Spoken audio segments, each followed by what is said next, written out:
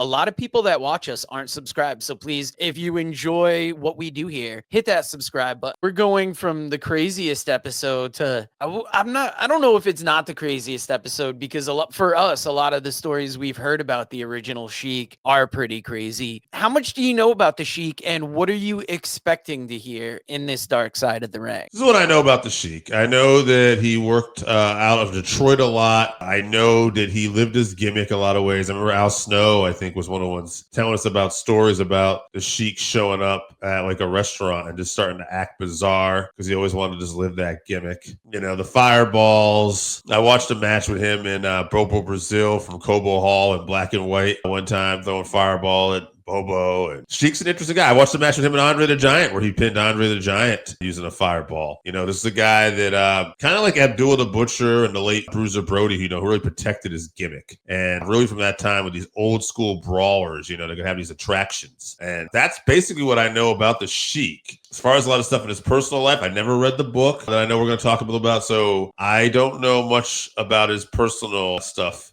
beyond the wrestling ring. I read the book, so it's going to be interesting to see what they do cover, because basically a lot of what you said, I feel like is going to be in there. This guy that lived this gimmick and made people believe he was this wild Sheik. And we've heard from wrestlers throughout the years, Sabu, Kevin Sullivan, Rob Van Dam, how respected the Sheik was, and yes, you know, kind of how he pioneered this more crazy style. I think the biggest thing going to be featured on this episode is he had this huge rise, and then there was this catastrophic downfall. And I think that downfall is where a lot of the darker side of this is going to come from. Former guest of the show, Brian Solomon, wrote Blood and Fire, the unbelievable real life story of wrestling's original Sheik. I had originally put this up because I wanted to shout out this book. If you want to learn a lot about the Sheik, this is the perfect place to do it. I also wanted to shout out his new Gorilla Monsoon book, which he's been working on, which I can't wait to see when it comes out. If you enjoyed what you saw here, please hit that subscribe button,